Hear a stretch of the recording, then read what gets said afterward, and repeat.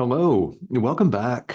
I'm delighted that you're taking the time out today to join me. So thank you for that, or this evening, or maybe it's the middle of the night, wherever you are. What matters is that you're paying attention. That's what matters. It means that you're paying attention to your inner teacher. That is what matters the most, your dedication and commitment to your spiritual practice. So, along those lines, today, let's dive right into a very interesting and real and quite possibly unflattering conversation. If you were looking to have the ego stroked and coddled and put on a pedestal and flattered today, you've come to the wrong place. You might say that about all of these discussions, as I'm sure you've noticed. Today, we're looking at the topic of ghosts and monsters and dragons. How about that? Ghosts and monsters and dragons and things that scare us, things that frighten us and plunge us into abject panic. I know, really, they do.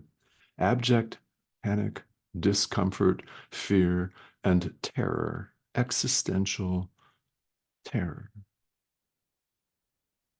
Don't worry about that because it's nothing. Yet, here in the world where we experience it all the time, let's take a few moments and really understand what it is and what's causing it and how completely insubstantial it really is, so we can let it go because you can let go of everything that troubles you.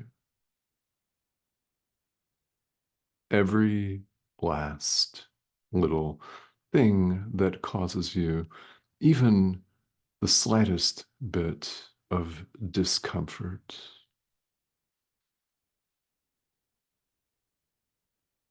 We're wrapping up chapter 11 of the text. We're in the last section, in the last few paragraphs. And if you're following along, which I invite you to do, it's chapter 11, section 8, paragraphs 12 through 15. It always sounds so technical, but that's where we are in the text. So, as always, you don't have to own a copy of A Course in Miracles or look at it online, though it's highly encouraged. You can simply follow along, and even by doing that, you will hear the message that you're intended to hear today. You'll know what that is. What that is for you, I have absolutely no idea. So I'm just going to talk. When that thing or more than one thing connects, it's the Holy Spirit. It's our inner teacher that's speaking. So, what is that message for you today and every day? We're invited here to accept the Holy Spirit's healing power, accept it, accept his guidance, because he's not deceived in us. He knows what we are. We, on the other hand, are deeply unaware of who and what and where we are. We think we're here on spinning ball of rock. We think this is us. We think all of our circumstances that we make up constitute life and reality. We're the ones that are mistaken. That's all. It's just a mistake in perception. We don't see things as they really are, and our inner teacher does and will show us if only we accept his guidance and allow him. By the way, you may call our inner teacher whatever you like, even the Holy Spirit himself, technically its self, not a person, goes by many names here in A Course in Miracles alone. The Holy Spirit's referred to throughout this material as the voice for God, the answer, comforter, capital C, right? Answer, capital A. Many names. So if you want to call your inner teacher Sue or Betty or Mike, whatever you wish, you may call it by more than one name and refer to it as your guides if you wish to. That doesn't matter. What matters is your willingness to accept your inner teacher's guidance. All of these answers are ours, but for the asking, so ask. The Holy Spirit's not deceived in us. The Holy Spirit can look on all that we've wrought here in the world and simply dismiss it as not real. And guess what? The Holy Spirit is part of our mind, not a foreign external power. So when we appeal to our inner teacher for guidance, I want to emphasize the word inner. That's why I keep saying that. The Holy Spirit is you. Appeal to this part of your mind, our mind, that knows who we are and accept its guidance. Please, and thank you. So here's the unflattering part, and where we get into ghosts and goblins and trolls and demons and monsters with many heads and horns and sharp, nasty teeth, fangs, venomous claws, and stingers, and a horrible appearance that scares the crap out of us. Here's where we get into that, and also the unflattering part, because we're likened to children. I know. You may have been an adult in this lifetime for decades. But here we are, likened to little children that don't know what's what. Children become afraid of lots of things, don't they? Because they don't understand them. So, in the mind of a child, a dark room is transformed into a living hell, peopled with monsters and evil beings and lots of abject terror, nightmares. So, children see dragons, ghosts, and monsters in things that they don't understand. What then happens when an adult comes in and comforts them and tells them that no, that ghost is just a curtain. This evil demon is just a shadow. It's nothing. You're here. You're safe. The child becomes instantly comforted and can even laugh at his or her own fear. It's what happens with kids. We're the kid. What we see in our brother is evil. We see him as out to get us. We're afraid of everything around us. Our brother, we're afraid of groups of people. We're afraid of this whole situation. And what are we really afraid of? Our own misunderstanding. We don't see our brother as he is. So what do? The same thing a little kid does that's terrified by a nightmare, asks an adult, asks for help in seeing things as they are. We ask our inner teacher for guidance, for help in seeing things as they are.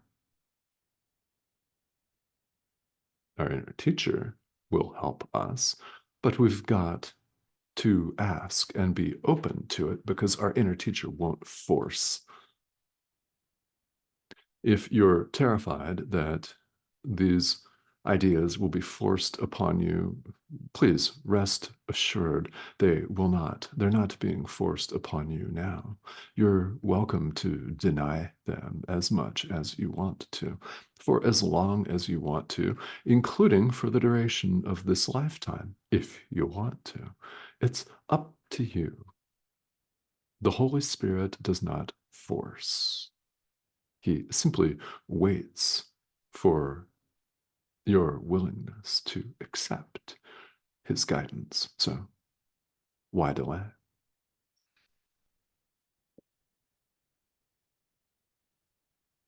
We're afraid of our brothers in the world. We're afraid of ourselves. And that follows because we're afraid of our brother, who is us. Yet we don't see that. We see 8 billion separate individual self sustaining survival units. Units of economic competition and consumption. That's not a very pretty picture to paint of oneself, is it? That's how our economic systems and governments see us. Oh, and registered voters.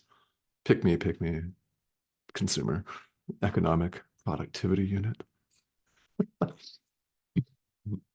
You have to at least want to laugh at that, right? We don't see things as they are. So we're afraid of our brother. We think our brother's coming to get us. He's coming for our stuff. He's going to outcompete us in the economic realm, and we're going to have no money. He's going to get us. He's going to damage our reputation, personal and professional. And in many cases, he's coming to hit us physically. Unfortunately, those things all happen here in the world. And when we see all of this as one separation heaped upon another, we're merely mistaken. We don't see things as they are. So, as you might gather, and many of you know already, this course is about turning that perception right side up, learning to perceive truly.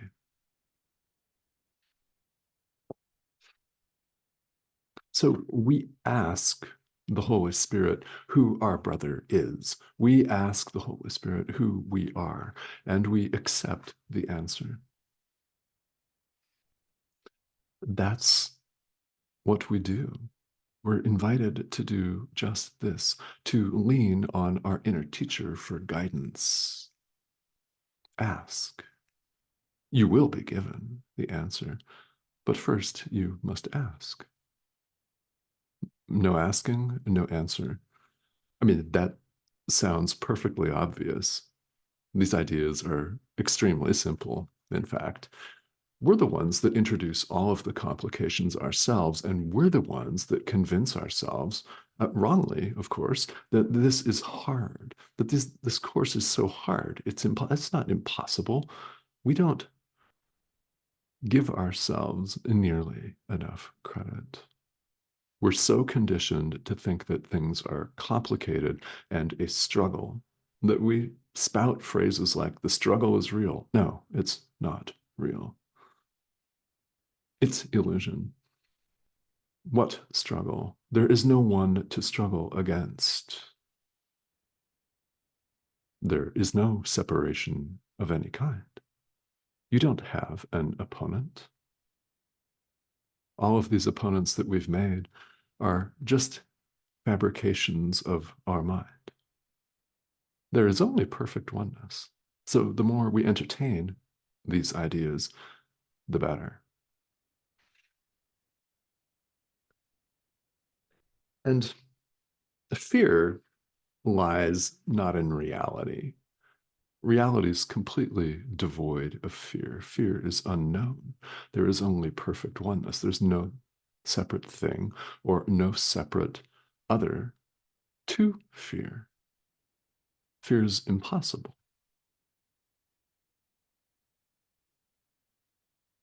So, what we're afraid of is not who our brother is, it's our own lack of understanding. When you really think about everything that we project here in the world, it's from our own fear. It's from our own lack of understanding and quite possibly a desperate attempt to understand.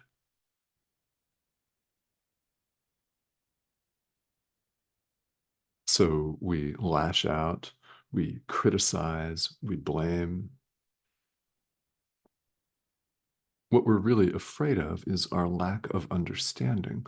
So, what could be simpler than admitting that you don't understand and asking your inner teacher for guidance? Let's hearken back to some of the very first lessons in the workbook that, if you've been through it, may have thought, what the actual hell is he even talking about? Did you have that reaction? It's quite common to ideas such as, I do not know what anything is for. Huh? Of course we know what this is for. That's what we want to tell ourselves, but we don't, actually. We don't know what this is for. I do not know what this face is for. I do not know what that rug is for. Remember these lessons? I do not know what this microphone is for. I do not know what anything is for. We're simply letting go of our iron grip on what we suppose to be reality and admitting to ourselves and our inner teacher that we don't understand any of this. Please show us. It's setting the ego aside. It is.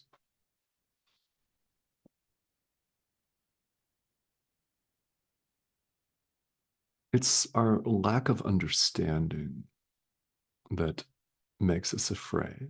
We think our brother is a demon. We think he's a ghost, a goblin, some horrible devil with horns and cloven hooves and all of that fanciful stuff. We're simply mistaken. We misperceive. And when we learn to perceive correctly, the fear is gone.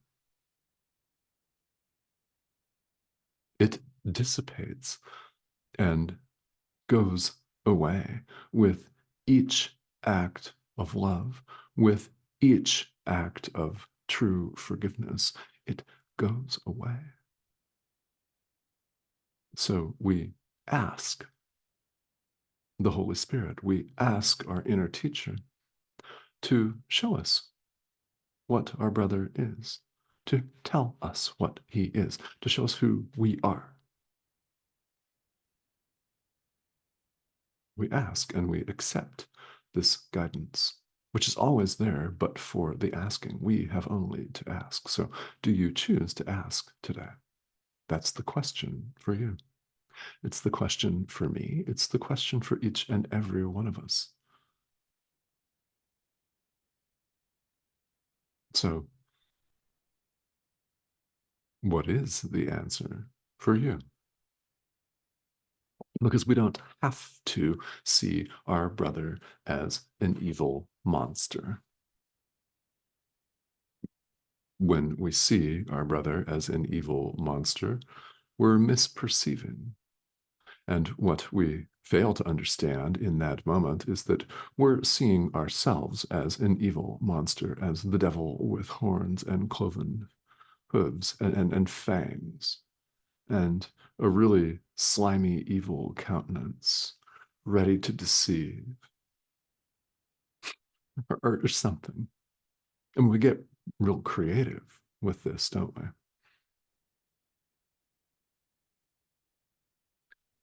This doesn't have to be the way that you go through life. You know this. or you would not be here. Because we all know there's a lot of other content out there. That's one way of putting it, isn't it? There are a lot of channels out there. And here you are. Hmm,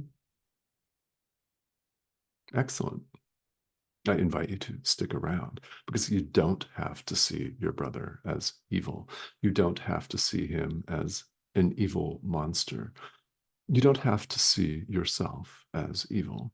You don't have to see yourself as a monster. Allow our inner teacher to tell you what is really going on here.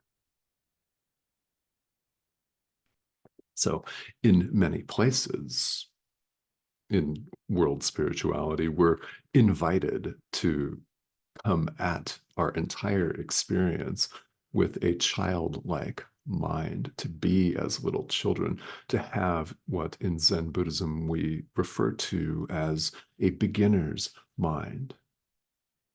A mind that doesn't assume that it knows all and is willing to ask, like a child that's terrified by a nightmare. The child will readily ask an adult to help him or her perceive things correctly. So let's ask for help in seeing things as they are, to perceive them correctly, to see ourselves and our brother for who we are, what we are, and where we are. Hint, it's not a spinning ball of rock hurtling through space, wobbling on its axis, so we have a winter and a summer, unless you live at the equator. It's all the same day, which is true enough anyway, isn't it? We ask.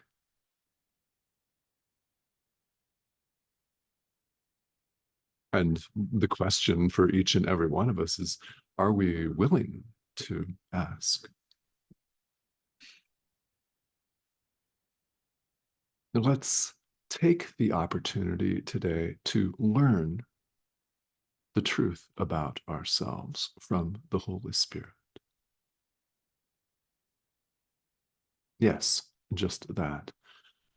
Okay, so I thank you for joining me, and thank you to all of you who have recently subscribed. I'd love to have you. If you have not subscribed, it's a growing international community, and we're literally all over the world here. Part of the beauty of modern technology is the ability to reach one another all the way around the globe. So many of you I'm unlikely to physically meet in this lifetime. So I thank you for tuning in. And if you have not yet subscribed, I invite you to please do so. This is the arrow here in the corner of your screen. That's the subscription prompt. So when you click that, when you hover over that, you'll be invited to subscribe and join us. So please do that. Several videos appear here each week. And whether you're a student of A Course in Miracles or not, these videos are for you. As you know, because you've watched it until nearly the end, and surely that message from your inner teacher has arrived for you, or messages, could be more than one. So we're going through the text of A Course in Miracles, and spirituality is a process of deep self-inquiry. So questions are inevitable.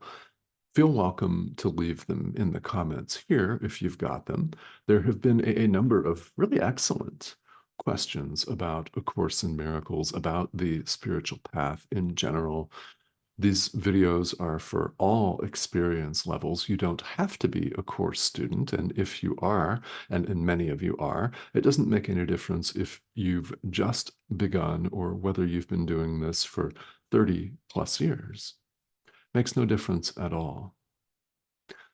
So it is for everyone, and it presents A Course in Miracles.